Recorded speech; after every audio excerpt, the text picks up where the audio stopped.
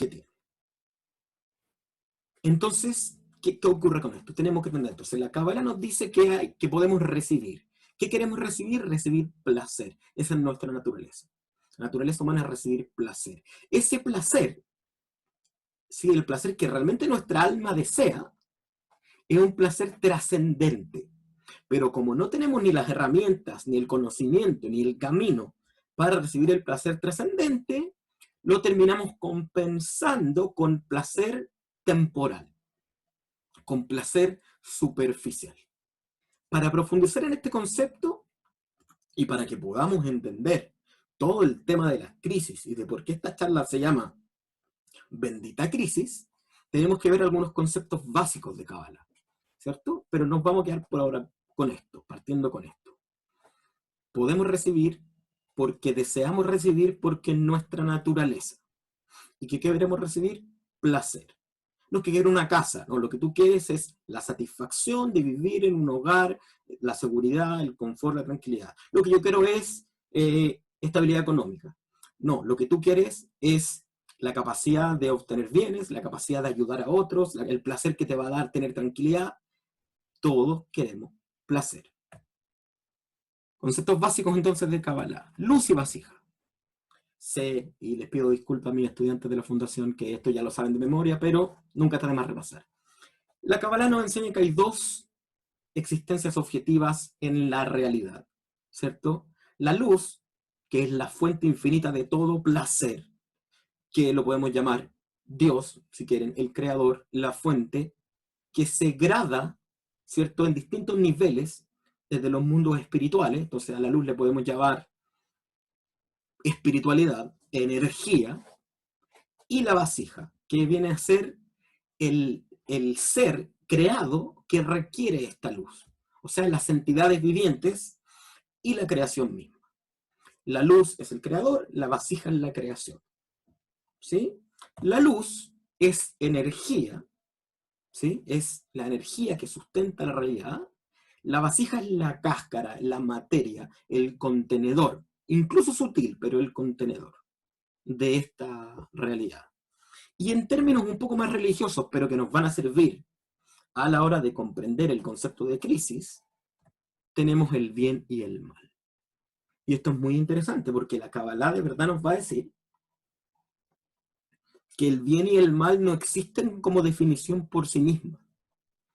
Mi maestro, Rav Chaim David Zuckerberg, Zichrono Libraja, que ya no está con nosotros desde el año 2009, que partió a este mundo, nos dice en su libro Kabbalah, el libro se llama Kabbalah, en ese libro, él nos dice que el bien y el mal para cada ser está determinado por el propósito que tiene ese ser.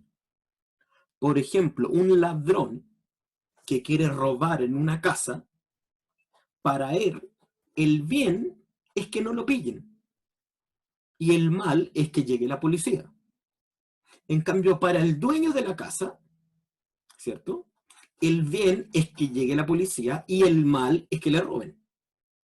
Por lo tanto, el bien y el mal, desde esta perspectiva, no es objetivo, sino que tiene relación con el que percibe las situaciones que está viviendo.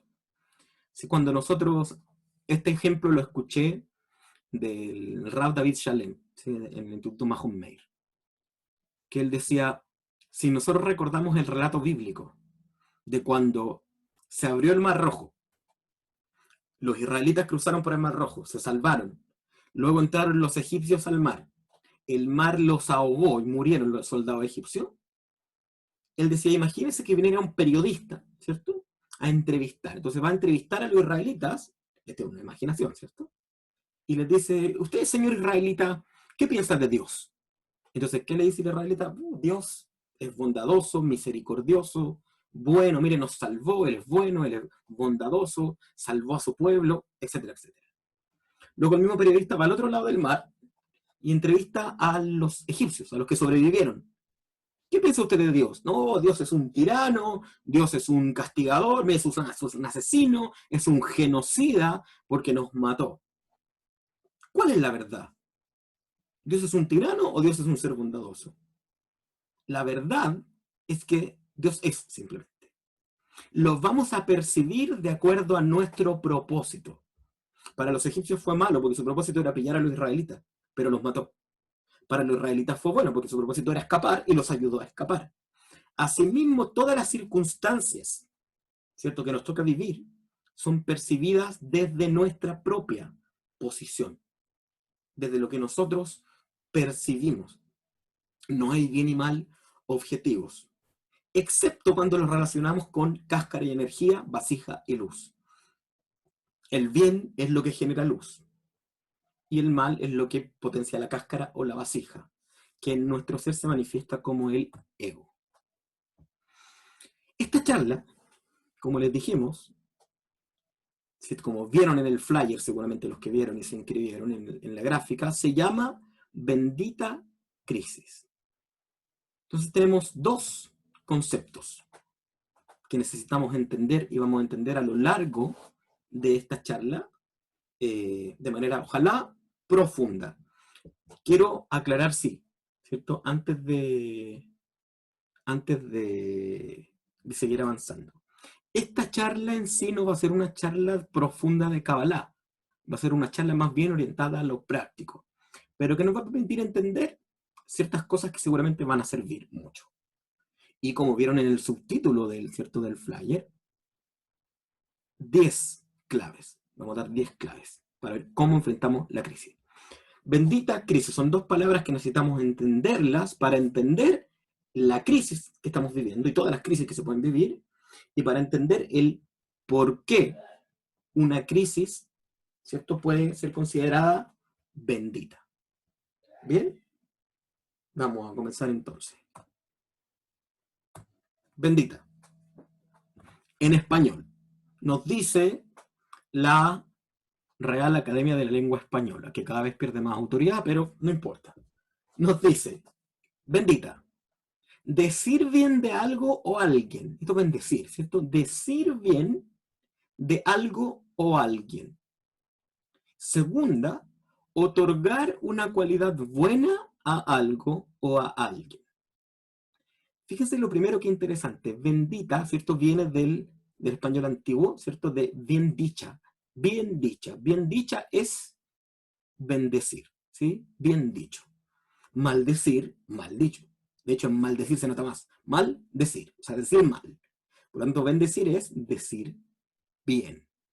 Decir bien de algo o alguien. O sea, cuando yo digo, por ejemplo, esa persona es muy honesta, desde esta perspectiva, estoy bendiciendo, o sea, estoy diciendo bien de alguien. Y cuando, por ejemplo, acuso a alguien de algo que no hizo, no, ese es un ladrón. No siéndolo, estoy diciendo algo mal, estoy mal diciendo. Bien. Y luego la segunda definición nos dice otorgar una cualidad buena a algo o a alguien. ¿Sí? O sea, dar algo bueno a algo o a alguien. Un reconocimiento. Esto es muy importante porque el decir es clave. Es súper importante entender porque en la Biblia, por ejemplo, cuando vemos los primeros capítulos, ¿cierto? En la Torá, y los vemos en hebreo, cuando comienza la creación, el texto dice, Vayomer Elohim, Yehior, y dijo Dios, sea luz. Dijo, él dijo, al decir fue. Al decir fue. La palabra tiene la capacidad de crear. Entonces, cuando digo bien, creo bien. Cuando digo mal, creo mal. Y a la vez, cuando digo bien, otorgo cualidad de bien, y cuando digo mal, otorgo cualidad de mal, a lo que sea que esté dirigiendo mi palabra. Hay mucha gente que dice, bueno, eso de que el lenguaje crea la realidad es algo como simbólico, poético, es algo que suena muy bonito, pero no es algo real. Es tan real. Y si hay dentro de la gente que está en el webinar, porque hay un montón de gente que no conozco en el webinar, si hay dentro del webinar alguna persona que sepa de educación de bebés, ¿cierto? O que sepa de... me olvidé el nombre del concepto, pero no importa. La neurociencia nos dice que los bebés pequeñitos mientras no hablan, o sea, mientras no son capaces de emitir palabras reconocibles, no graban ningún concepto como parte de su realidad. Por eso es que, por ejemplo, cuando usted juega con un bebé y se tapa la cara así, y luego aparece, para el bebé eso es totalmente sorprendente porque en el momento que deja de percibirte a través de sus ojos, tú dejas de existir para el bebé.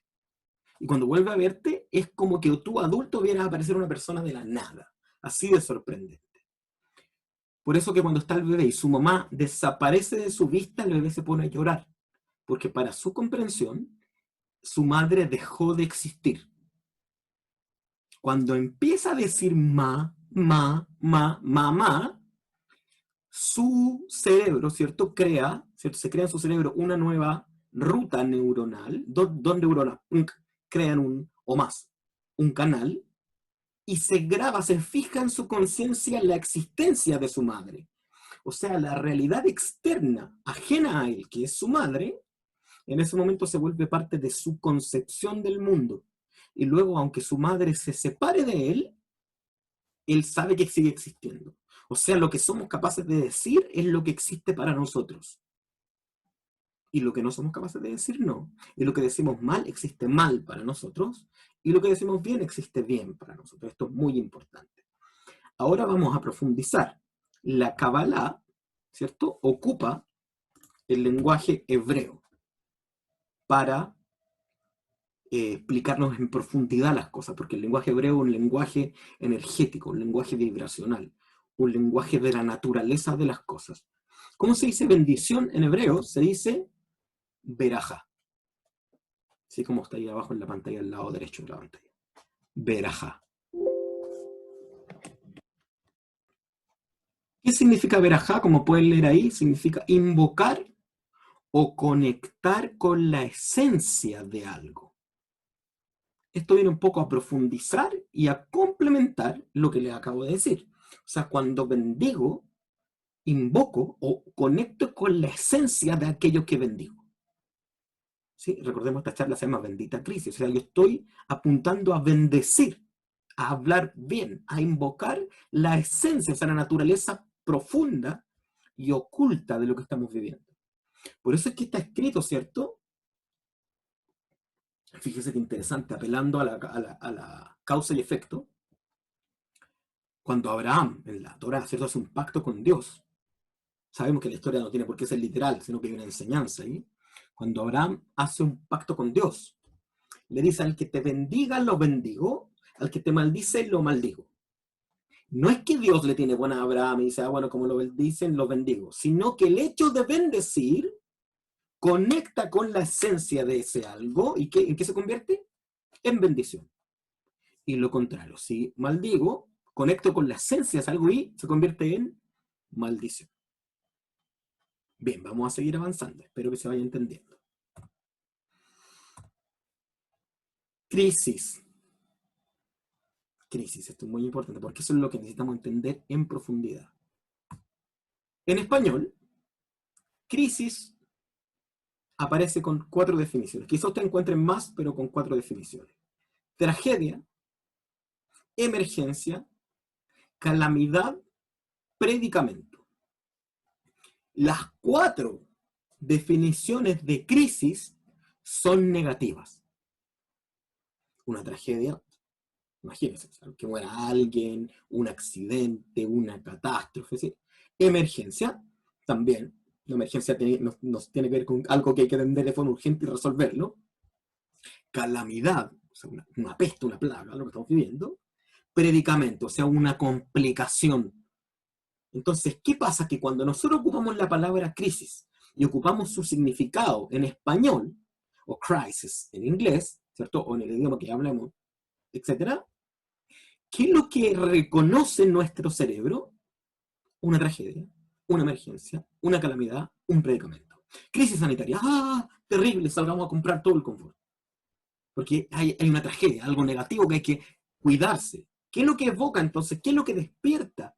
La palabra crisis despierta la emoción base de todo lo negativo en nuestras vidas, el miedo. La crisis está asociada al miedo. Por eso que la gente se vuelve loca y empieza que se va a acabar la comida, que se va a acabar el alcohol, que vamos a morirnos todos. El miedo. Crisis, miedo. Crisis, tragedia, emergencia, calamidad, predicamento. Es la idea que tenemos hasta ahora de crisis. En hebreo vamos a ver que existen al menos dos palabras para definir crisis. Y son unas palabras muy, muy interesantes. La primera palabra es shever. Shever. ¿Sí? Alguien acaba de entrar y acaba de prender su micrófono. Le pido que por favor lo apague. No sé quién es. Ahí lo apagué yo. Gracias. En hebreo entonces, crisis, como estábamos diciendo, se dice shever, que significa fractura, quiebre, ruptura. ¿Sí? Shever. ¿Mm? Entrar en crisis se dice en hebreo meshaber, que es romper, quebrar, fracturar. Lo interesante de la definición de fractura es que lo podemos asociar a un evento que más de alguno de nosotros ha vivido alguna vez. ¿Me quieren contar por el chat si alguien alguna vez se ha fracturado un hueso? ¿O conoce a alguien que se haya fracturado un hueso? Diga yo, nada más, en el chat.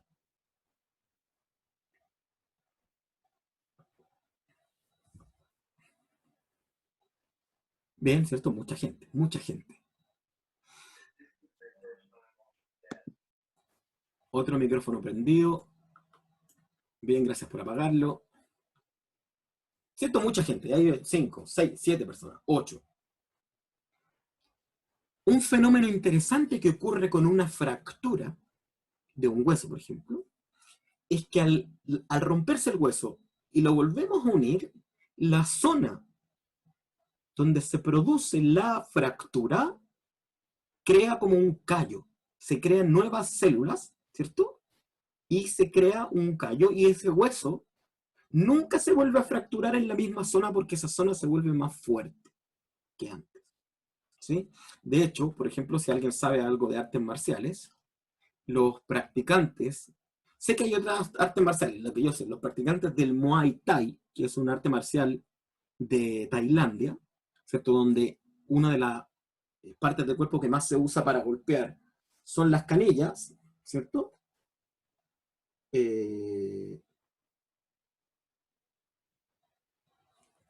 Lo que ocurre, ¿cierto? A ver, dame un segundo, alguien me está preguntando algo de la charla por acá por el WhatsApp y...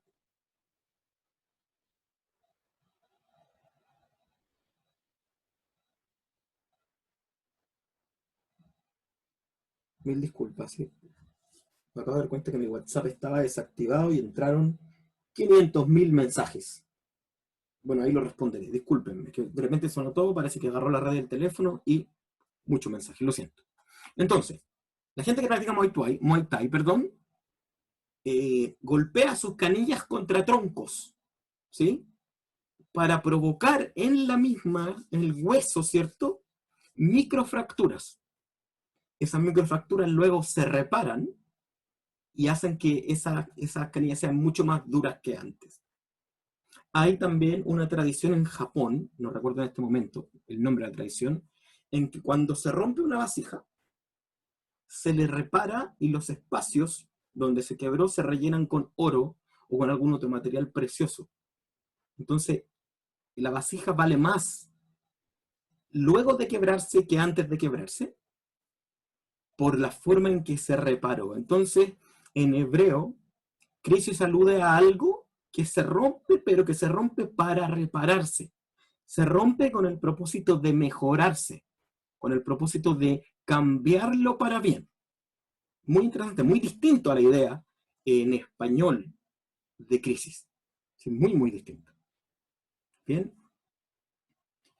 Por otro lado, tenemos otra palabra para crisis, que es la palabra Nekudat Mipne. Es una palabra compuesta. crisis también es llamada de Nekudá Mipne, que se puede entender como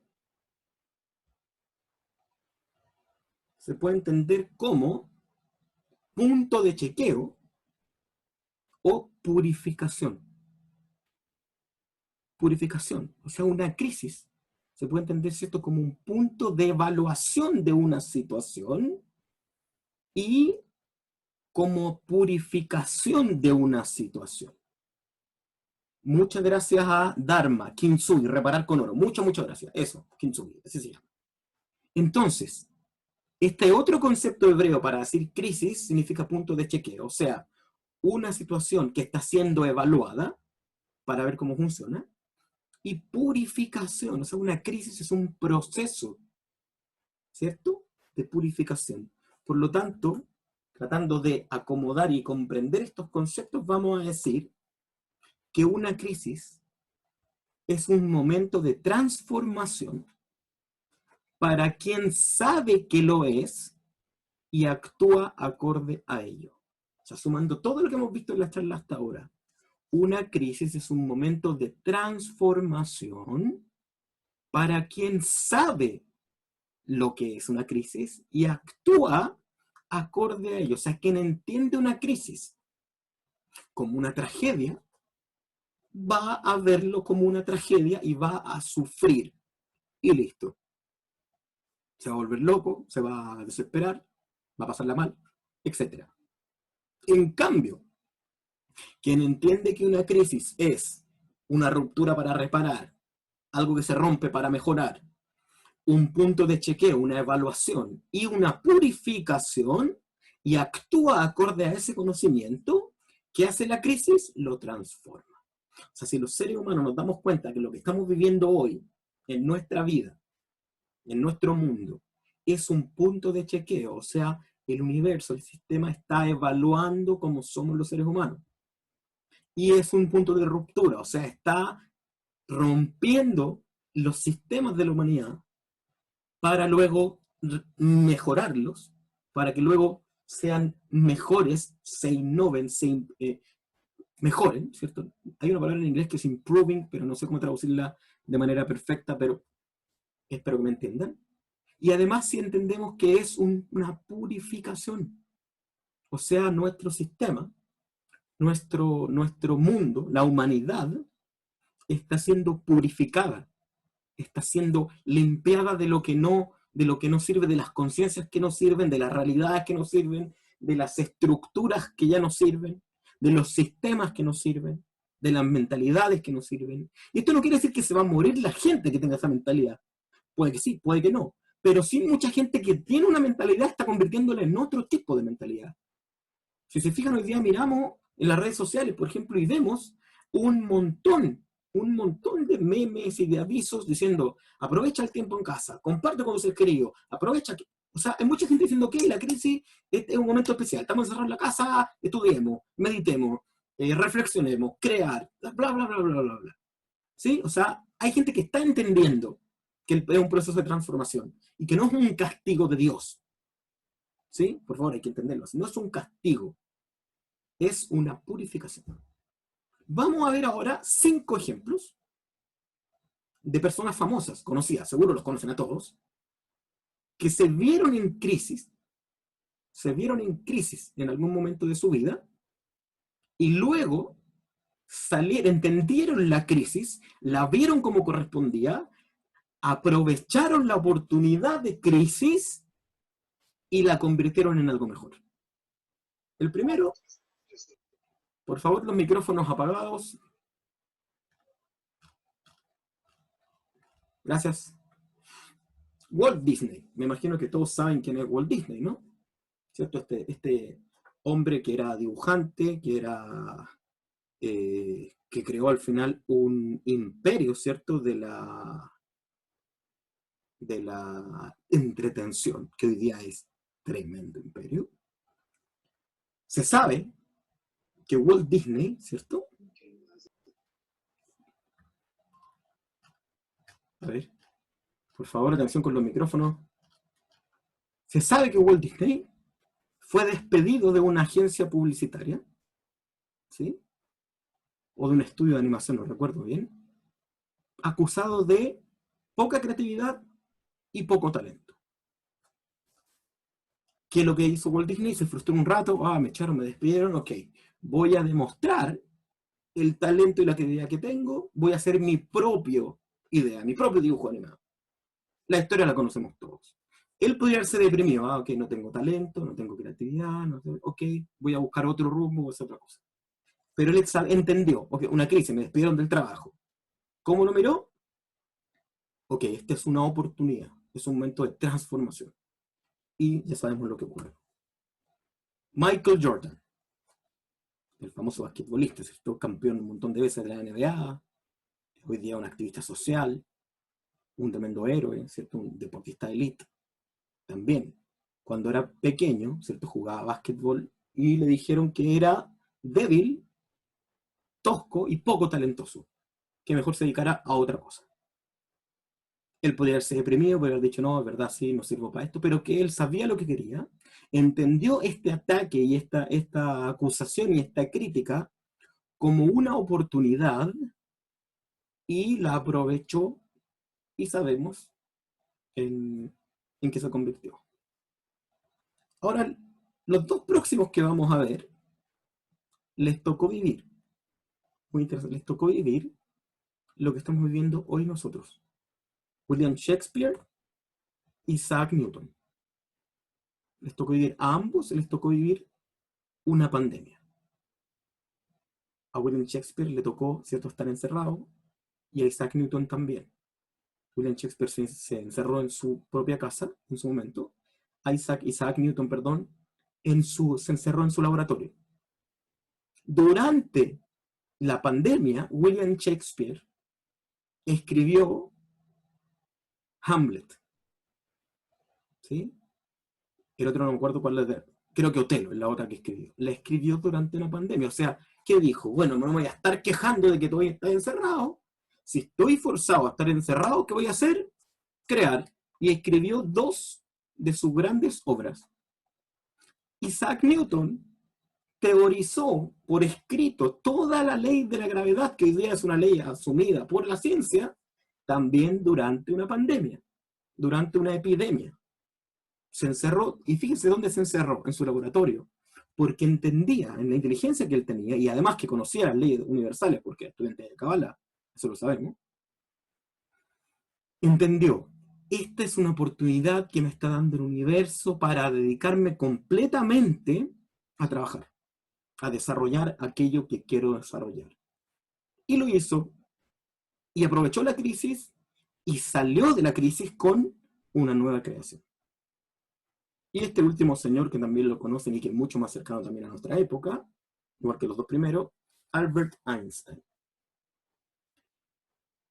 Si ustedes buscan en internet, de hecho está, y ponen en Google, carta de rechazo a Albert Einstein, se van a encontrar con que la teoría de la relatividad que Albert Einstein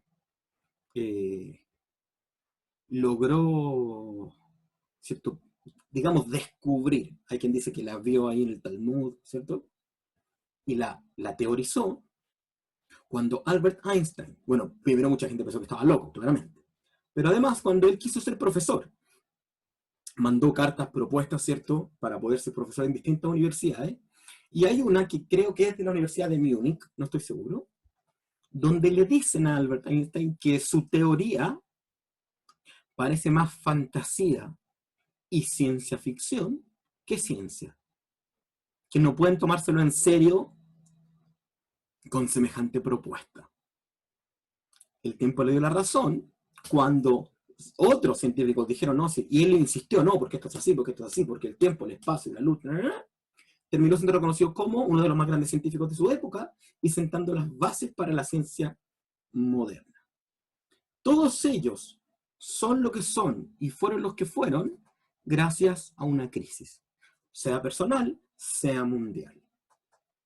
Si miramos también otros grandes personajes de la historia, ¿cierto?, que podemos llegar a admirar, todos tuvieron su crisis o sus momentos de crisis que los llevaron a ser lo que fueron después, lo que nosotros sabemos, que de hecho sabemos quiénes son, gracias a lo que la crisis, ¿cierto?, fue para ellos. ¿Sí? O sea, ellos no dejaron que la crisis los dominara, sino que tomaron la oportunidad y permitieron que la crisis generara una transformación, aportara algo nuevo al mundo. Me gustaría en este momento hacer una pequeña pausa, todavía nos queda unos minutos, para saber si hasta este momento alguien tiene alguna pregunta de lo que hemos hablado y lo puede dejar por favor en el chat. Vamos a dar un minutito para eso, ¿sí?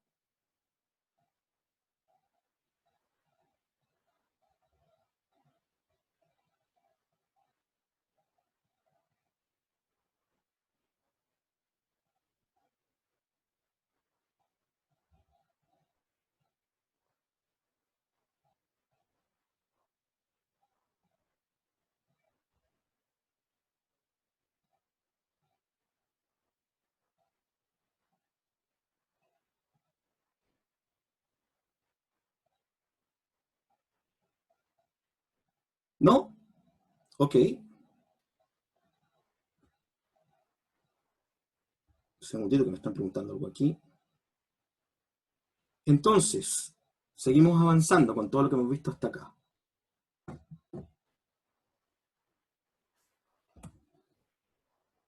El mejor ejemplo directo, cercano, del cual todos nosotros nos ha tocado participar indirectamente de una crisis es el trabajo de parto.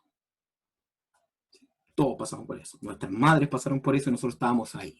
Y lo más que seguro que muchos de los que están aquí muchas madres seguramente pasaron por esto. El trabajo de parto. Tanto es un buen ejemplo de una crisis el trabajo de parto que en las escrituras cristianas, los antiguos cristianos llamaron a la gran época, ¿cierto?, de sufrimiento de la humanidad que les toca vivir, dolores de parto. ¿Sí? ¿Por qué? Porque el trabajo de parto, que puede durar varias horas o varios días, ¿sí? ¿Hay gente acá que ha vivido parto? ¿Que ha vivido trabajo de parto? ¿Me puede contar? Poner ahí en el chat. Yo he vivido, a mí me tocó vivir trabajo de parto.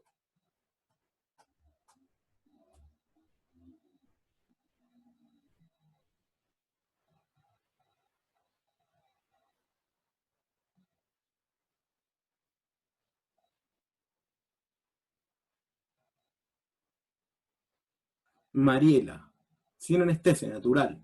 Tremendo.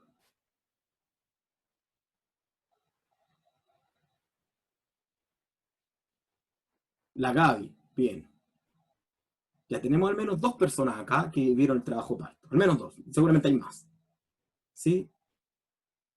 ¿Qué ocurre con el trabajo de parto? El sistema, Mabel también, el sistema orgánico, ¿cierto? El organismo de la mujer, ¿cierto? Lorena también, a los 15 años, imagínense. Cuando una mujer va a parir y su cuerpo se empieza a preparar para parir, entra en crisis. Empieza a provocar químicos, a generar químicos que no generaba antes. Empieza a provocar, a activar hormonas, ¿sí? Empieza a moverse, se separan las caderas, se empieza el canal vaginal se empieza a ensanchar, empieza a sangrar, el cuerpo entra en tremenda crisis, ¿sí? Los huesos, como dice ahí Sari, ¿cierto? Eh, Se activan, se mueven, se retropulsan huesos, o sea, el cuerpo entra en un estado que pareciera que se va a morir. La persona siente que se va a morir, sufre un dolor terrible. O sea, de hecho, se dice que el dolor, no me acuerdo cuántos, pero se dice que el dolor de parir es equivalente a que se te partan varios huesos al mismo tiempo. Aquí Sarita, que ella trabaja en el área médica, nos dice que es equivalente a 12 puñaladas. O sea, es una cuestión terrible. Pero, ¿qué ocurre? La crisis es el fin de un proceso más complejo, ¿cierto? O sea, esta crisis, que dura unas horas o unos días, es el fin de un proceso que normalmente dura 9 meses y da inicio a un proceso que puede durar años, 100 años, 110 años, 120 años, que es la vida de un nuevo ser humano en nuestro mundo. O sea, la crisis, ¿cierto? Es un proceso de transformación en que el bebé, ¿cierto? El feto que está dentro de la guagüita, del vientre, ¿cierto? Que es un ser intrauterino conectado a su mamá, se convierte en un ser extrauterino, ¿cierto? Un ser con propia personalidad, con propia vida, con propia capacidad, y para tener su propia vida. ¿Sí? La madre cambia psicológicamente, cambia emocionalmente, el bebé tiene una experiencia nueva, los padres tienen una experiencia nueva, etcétera, etcétera. Entonces, el parto es una crisis. ¿Y cuál es el resultado de la crisis? Algo totalmente nuevo, totalmente novedoso, y para los que creemos que la vida es un milagro, un milagro. Para los que creemos que la vida es sagrada, algo sagrado. Para los que creemos que la vida es una oportunidad, una oportunidad. Así, las grandes crisis del mundo también han dado como resultado transformaciones globales. ¿Sí? La Primera Guerra Mundial hizo que se creara las Naciones Unidas. Que a alguien se le ocurriera, ¿qué hacemos para que no vuelva a pasar? La Segunda Guerra Mundial puso a Alemania donde le correspondía, puso a Japón donde le correspondía, devolvió a Israel a su tierra, etcétera, etcétera. Fíjense, Japón, Segunda Guerra Mundial, le caen las bombas, pum, Hiroshima, pum, Nagasaki, miles de muertos, tremenda tragedia. ¿Qué hicieron los japoneses? A partir de esa crisis se convirtieron en potencia mundial. Y hay países que porque tuvieron un mal presidente todavía siguen hundidos. Imagínense, la conciencia, cómo enfocamos las crisis. Vamos a ir avanzando ya a la parte final y la parte más concreta y más de los tips de esta charla. Hay 10 ideas clave que debemos considerar para reconocer, sacar provecho de y crecer a partir de una crisis. Atento. Reconocer la crisis, sacar provecho de la crisis y crecer a partir de la crisis. ¿Sí? Conecten con eso. Los cabalistas llaman a este proceso, al proceso de reconocer, sacar provecho y crecer, liberar la luz de su cáscara. Es decir, reconocer el bien oculto en el aparente mal. El Rav Ashlag nos dice, ¿qué pasa si tomamos una fruta que aún no ha terminado de madurar y la sacamos del árbol y la mascamos? Porque es una manzana, o una ciruela, o un durazno. Cualquier fruta que no esté madura, que todavía esté en proceso de madurar, la mascamos y no sabe tan bien. Si nosotros juzgáramos la fruta por lo que en ese momento percibimos, diríamos, esta fruta es mala, es ácida, no me gusta. La verdad es que esa fruta está destinada a ser algo maravilloso, dulce, provechoso, pero todavía no es. Tiene que pasar por un proceso de transformación. Y cuando esté lista, vamos a poder comerla. Imagínense si la nuez la tomáramos con su cáscara y la echáramos a la boca y tratáramos de comerla con la cáscara. Nos parecería dura, amarga, incomible. Pero si somos capaces de quitarle la cáscara, quitarle la piel, tenemos una fruta rica y que nos aporta. La crisis es una cáscara que adentro de la misma tiene luz, tiene bendición, tiene el placer que hablamos al principio, pero lo tiene de manera oculta. O sea, tiene placer oculto la crisis. Y hay, como dijimos, 10 ideas clave. Si quiere tomar nota, puede hacerlo. No es necesario porque luego de este encuentro yo les voy a mandar al correo electrónico esta presentación en un PDF para que lo puedan ver, repasar, etcétera, etcétera. 10 ideas clave. Vamos de a 5. 1. Ley universal. Gamzu Letová. Hay una ley universal, ¿cierto? Que está escrita en la Kabbalah, está escrito en los libros hebreos antiguos, está escrito, todo es para bien. Todo es para bien. ¿Sí? ¿Por qué? Porque, ¿qué dijimos que era el bien? El bien tiene que ver con el propósito. Lo que nos dirige hacia el propósito es el bien. Entonces, esto lo podemos traducir como todo lo que nos ocurre, y en este caso, la crisis, todo lo que nos ocurre es para dirigir hacia el propósito. ¿Cuál es el propósito de la humanidad? Elevarse, despertarse, rectificarse. Entonces, todo lo que nos ocurre, incluso lo que nos parece totalmente nefasto, como la muerte de alguien, puede conducirte a tu propósito. Y de esto puedo hablar con mucha personalidad. Un segundito, alguien me está preguntando, está dando a entrar, parece.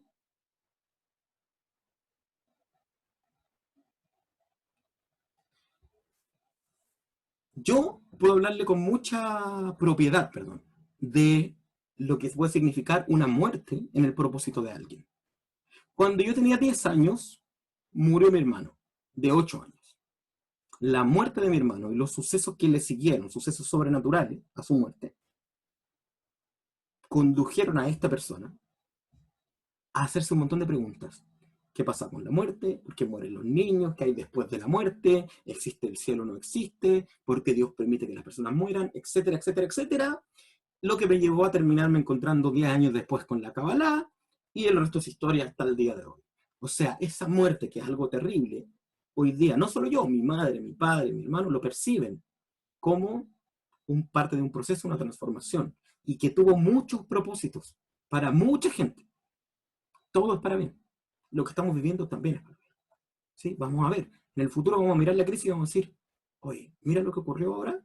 De hecho, hay mucha gente que está diciendo, mira, los ríos están más limpios, el cielo está más limpio, los animales salieron ahí a pasear por allí, bajaron los niveles de contaminación, etcétera, etcétera. 2. La crisis te saca de la zona de confort. ¿Sí? Te saca de la comodidad. El maestro Yehuda Berg dice en su libro El poder de la Kabbalah, dice que no hay crecimiento en la zona de confort. No hay crecimiento en la zona de comodidad. De hecho, el maestro Eric Grunwald dice que quien se da cuenta que está muy cómodo en su vida, que todo está muy bien y que parece que nada lo conmueve, nada lo remueve, muy probablemente está víctima del ego atrapado en su propio ego y no está creciendo. Por lo tanto, la crisis, ¿a qué viene? Vamos, muévete, muévete. En este caso, ¿qué es lo que nos hizo? Nos sacó de afuera y nos puso adentro. O sea, ¿qué nos dijo? Ya, tu rutina diaria de todos los días es una zona de confort. El mundo, como está actuando hoy día, ya se acomodó, ya se acostumbró, las cosas son así, no, no, no, no, no. No puedo permitir esto para la humanidad, ¡pum! Salgan de la zona de confort. Busquen otra forma de hacer las cosas. Innoven, creen, renuévense. Se saca la zona de confort. Salir de la zona de confort, ahí está el crecimiento. De hecho, cuando la gente me pide consejo, de estas dos opciones que tengo, ¿cuál escojo? La que te haga salir más lejos de la zona de confort, porque ahí es donde hay más crecimiento todavía. ¿Mm? La que sea más distinta de lo que piensas que debería ser. Esa es. 3. Más, mejor. ¿Qué quiere decir esto? Es la ley de la directa proporción. Mientras más grande es el desafío, por lo tanto requiere más esfuerzo, más te hará crecer. Esto es directamente proporcional. Mientras más desafiante es la situación que nos toca vivir, más va a hacer crecer a la humanidad. El ejemplo que le puse antes de Shakespeare o de Newton. ¿Sí? Imagínense una plaga, ¿cierto? Que se llevó a millones y permitió que estas personas grandiosas, ¿cierto? Se desarrollen. ¿Mm? Y no entreguen lo que nos entregaron. Mientras más, mejor. Importante, solo hay dos opciones. Solo hay dos opciones. Seguir adelante cambiando o morir, igual que siempre. O cambiamos o nos extinguimos. O sigues avanzando o te mueres. No voy a decir quién, porque no importa, pero en una terapia, en una sesión de coaching, ¿cierto? Con una persona X, puso su mano así en la mesa y dijo, no, yo no puedo seguir, ya no puedo más, ya no puedo más, ya no puedo más. ¿Qué hice yo? Me paré amablemente de la silla, fui hacia la ventana, nuestra fundación está en un tercer piso, ¿cierto? Abrí la ventana del tercer piso y le dije, tírate. Y miró, ¿qué? Tírate, tírate por la ventana. Pero ¿cómo que me está hablando? Si tú me estás diciendo que ya no puedes más, que no puedes seguir, que ya esto no puedes más, que no das más, que se acabó, que no puedo más. Perfecto, si no puedes seguir viviendo, entonces lo único que quieres es morir. Tírate por la ventana. Se empezó a reír. No, pero es que no es, no, es que no es eso lo que quise decir. Es que, entonces se puede seguir, sí. Entonces busquemos cómo seguir. Entonces la crisis te pone en esa situación. O cambias o te extingues. O cambias o te mueres. No hay otro camino. ¿Sí? O sobrevives o te mueres. ¿No quieres morir? Cambia para sobrevivir. Busca cómo cambiar. Búscale la transformación. Quinto, la vida es un péndulo. La vida es un péndulo. ¿Cierto? Cabalistas escribieron sobre el movimiento pendular del universo. Está el libro que se llama El péndulo de Foucault, ¿sí? Que lo escribió un estudiante de Kabbalah también. Un día estamos aquí, otro día estamos allá. La vida va del bienestar al malestar, de la riqueza a la no riqueza, no de forma permanente. El Rav Ariel Barzadok, explicando los libros del Ari, los escritos del Ari, nos dice que los ríos vienen desde la montaña y llegan hasta el mar, pero no bajan directo así, ¿sí? Sino que van buscando el camino. Entonces, cuando la vida nos vamos viendo, podemos estar afuera, no podemos estar afuera. Podemos salir, no podemos salir. Tenemos mucha plata, no tenemos tanta. Tenemos salud, ahora estamos enfermos. Ese movimiento pendular de la realidad es que nuestra vida, ¿cierto?, está siendo guiada, evadiendo un montón de cosas que no logramos ver para llevarnos al destino final, a nuestro propósito. Todo sigue cambiando y todo nos sigue moviendo. Mejor agarrarle el ritmo y dejar que nos lleve que luchar contra él. Hay gente que está diciendo, no, hay que rezar para que se acabe el virus. No. Lo que hay que hacer es entenderlo, entender el proceso que estamos viviendo y permitir que la situación nos transforme, tomando decisiones de ocupar el tiempo y el espacio que nos está dando para transformarlo. No que se acabe, porque es lo que necesitamos. Es como pedirle al Creador, no nos den lo que necesitamos. Seguimos. Afinidad de forma. Me acabo de dar cuenta que está mal escrito el PowerPoint. Aquí debería decir, atraes lo que eres. Atraes lo que eres. O sea, lo que llega a tu vida, la forma en que la crisis golpea tu vida, tiene que ver con lo que hay en ti. ¿Sí? Si sientes miedo, llega con miedo. ¿Y qué hace el miedo? Debilita el sistema inmune. ¿Y qué ocurre? ¡Pum! Se enferma alguien, Javi Shalom. Si tú eres valiente, no tienes miedo, entiendes los procesos, no tienes miedo, sigues sintiendo amor, sigues sintiendo valentía, no te llega nada, no te enfermas. Atraes lo que eres. Cuando uno empieza en un camino espiritual, empieza a alejarse de ti alguna gente. Sola. Y dice, bueno, pues ser mi amigo, desaparecer, y empieza a llegar otra. Llega lo que tú te estás convirtiendo, se aleja lo que no. Por eso también es muy importante darse cuenta durante la crisis quiénes están cerca tuyo. ¿Quiénes están cerca tuyo? Ve que la gente que está cerca tuyo está muy histérica, está muy alterada, está con mucho miedo. Bueno, empieza a preguntarte, ¿qué estás haciendo tú? ¿Cómo estás tomándotela tú? O resulta que los que están alrededor contigo se están tomando la crisis con tranquilidad, no, estoy en mi casa, relajado, estoy aprovechando el tiempo, estoy tratando de aportar, estoy viendo cómo ayudar. Una buena manera es qué es lo que está llegando y qué es lo que se está yendo. La humanidad está actuando como una plaga. Los humanos estamos actuando, en general, yo no juro que tampoco, pero la humanidad en general, como conciencia colectiva, como una plaga, arrasando con los recursos, arrasando con los demás, arrasando con las personas, totalmente egoísta. Entonces, ¿qué aparece? Una plaga. ¿Y qué le viene a decir? Mueran, mueran, acabando con nuestros recursos humanos, matando personas, acabando con recursos médicos, alimenticios, financieros. El mundo está actuando como nosotros estamos actuando. Le preguntaron al Ralph Lightman, ¿y qué hacemos? Amarnos. Amarnos, eso es lo que tenemos que hacer. Si amamos, atraeremos el amor. Como hemos sido juiciosos, hemos sido rígidos, críticos, duros, el sistema está haciendo con nosotros juicioso, rígido, duro. Atraemos lo que somos.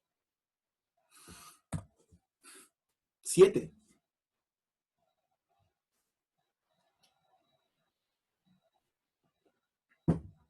7. Causa y efecto. Lo que siembras, cosechas. ¿Sí? Lo que sea que esté pasando con tu vida como consecuencia de esta crisis, o la crisis que te toque vivir. Hay gente que en medio de esta crisis está teniendo crisis matrimoniales, en medio de esta crisis, crisis financieras, crisis personales, crisis emocionales. Como sea que te toque la crisis, es resultado de lo que tú hiciste o de lo que dejaste de hacer. Hoy resulta que con la crisis, me contó alguien, me di cuenta que estoy comiendo muchísimo, muchísimo más que nunca. Estás ansioso. ¿Hace cuánto que sabes que era ansioso? No, hace un tiempo, como que me di cuenta. ¿Y qué hiciste? No, nada, porque nunca teniste tu crisis de ansiedad, nunca teniste tu ansiedad, y ahora que llega un momento que te pone a prueba la ansiedad, te domina. Pero hay gente que dice, ¿sabes qué? Estoy en mi casa, encerrado, pero estoy súper bien, descansado, he trabajado, he avanzado en mis libros, he meditado, he hecho ejercicio. Ah, lo que sembraste, estás cosechando. Lo que tú siembras hoy, lo cosechas mañana. Lo que estás cosechando hoy en tu propia vida es el efecto de una causa que tú mismo sembraste. Lo único que te queda es aceptarlo y decir, ok, lo acepto con amor, lo tomo con amor y entiendo que es parte de una transformación que tengo que vivir. Siempre y cuando, ¿cierto? Siempre y cuando entienda que es para eso. Y no la rechace. No puedo rechazar lo que me está pasando, porque lo que me está pasando lo provoqué yo. Rechazar lo que me está pasando en mi vida es rechazarme a mí mismo. Tengo que aceptarlo, entenderlo e integrarlo, no rechazarlo. 8. Solo versus acompañado es velocidad versus distancia. Hay un dicho chino: si quieres ir rápido, ve solo. Si quieres llegar lejos, ve acompañado. Y una cosa muy interesante que está provocando esta crisis sanitaria del COVID-19 es que nos ha unido aún en la separación. Cada uno está en su propia casa encerrado, pero aún así estamos diciendo cosas como, vamos a salir de esto juntos, cuídate, cuídense, oye, ¿cómo estás? Oye, me acuerdo de ti, oye, te echo de menos, cuando salgamos de aquí nos vamos a dar un abrazo, cuando salga de aquí no voy a rechazar más una invitación a salir. Pareciera que sí, el sistema nos está diciendo, mejor unidos, porque unidos van a llegar más lejos. Solo avanza más rápido. Y miren lo rápido que avanzamos en nuestro egoísmo, lo rápido que avanzó la sociedad. Pero ¿qué pasó? Nos estancamos. ¿Por qué? Porque estábamos separados. ¿Qué nos está diciendo la crisis? Únanse, dejen de pelear por tonterías. La enfermedad nos afecta a todos igual.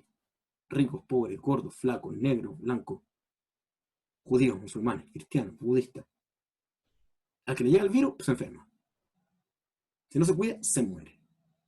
Somos todos iguales, somos todos lo mismo. Tenemos que unirnos.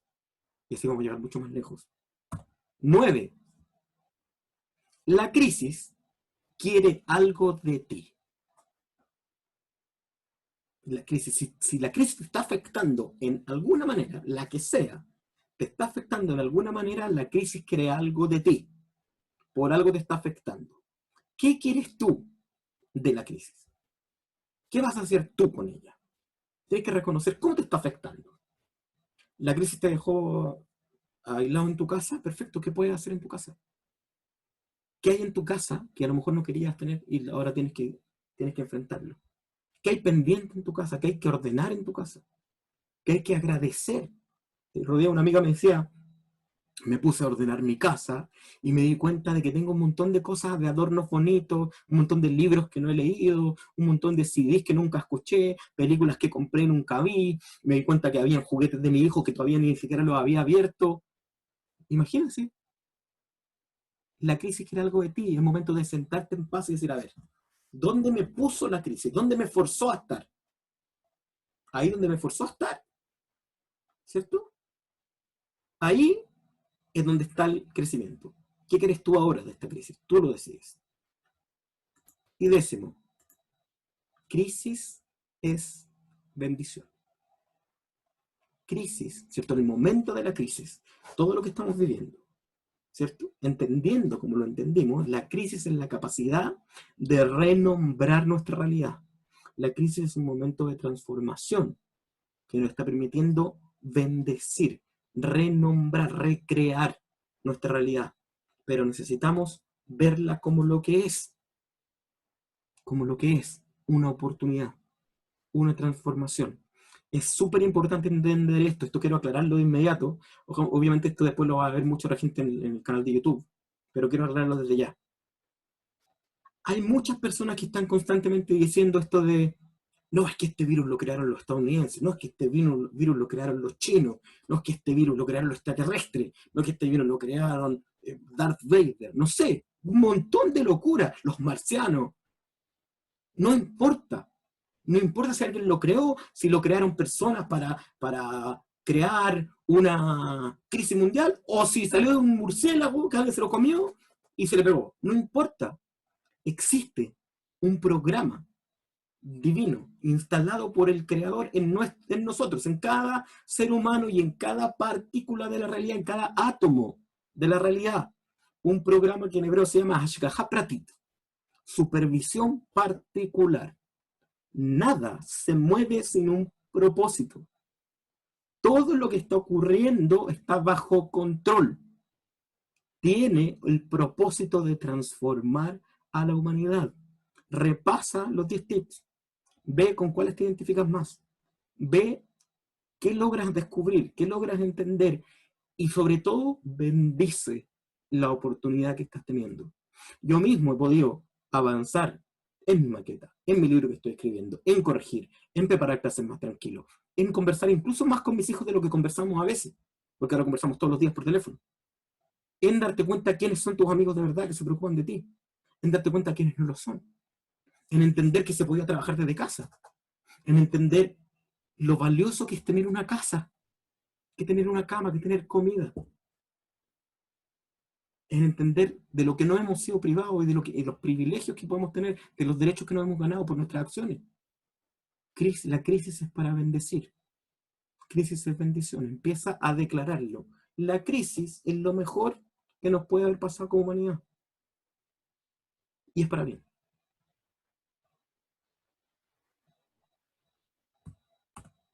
Muchas gracias por su atención. Si alguien tiene preguntas, es el momento de dejarlas en el chat. Pueden ir escribiéndola y yo las voy respondiendo. Muchas gracias por las bendiciones. Creo que mi trabajo de parto será convivir con mi pareja 24/7 encerrado. Amén. Espero parir bien. Muy bien. Antes que se vayan, si tienen preguntas las van dejando en el chat. Antes que se vayan, sé que la mayoría no me conocía en la pantalla, y esto va a estar también después en el PDF que les vamos a enviar. Están mis contactos, mis datos de contacto de correo electrónico, mi WhatsApp, mi página personal, estebanacuña.com, la página de la Fundación Kabalife, donde pueden estudiar Kabbalah. Aprovechen que los cursos partieron hace poco. Si alguien necesita descubrir cómo llevar su propia crisis, me puede contactar ahí en estebanacuña.com, en el correo o en el WhatsApp que está ahí, y quizás podamos conversar, y desde mi servicio como coach los puedo ayudar a descubrir la bendición en su propia crisis. Les agradezco un montón, les invito a escribirme, a visitar las páginas, a escribirnos, a visitar nuestras redes sociales, ¿cierto? Kabbalifechile.com. Y les quiero contar que con este video voy a dar origen, esto es muy importante, a mi propio canal de YouTube, de Educar el Corazón, para que puedan buscarlo en YouTube en los próximos días y me sigan, se suscriban, etc. Natalia pregunta, ¿nos puedes contar algo de los 12 días de poder que estamos empezando? Sí, son los 12 días que nos conectan con los 12 meses del año, ¿sí? De los meses del año. Entonces, cada uno de estos días tiene una tarea particular. Pueden descargar la tarea de las redes sociales de Kabalife, del Instagram o del Facebook. Descargan la tarea y meditan la meditación de cada día para conectar con cada uno de los meses que empezaron hoy. Muchas gracias, ahora sí, a todos los que se conectaron. No se olviden de visitar nuestras páginas, no se olviden de escribirme, de contarme qué tal les fue con el webinar, de enviarnos sus preguntas, sus sugerencias. Les mando un abrazo grande, bendigan la crisis es bendición para todos, que crezcamos juntos, salimos de esta crecidos, mejorados, iluminados, mejores, transformados. Chao, chao, hasta pronto, que tengan una excelente vida. Adiós.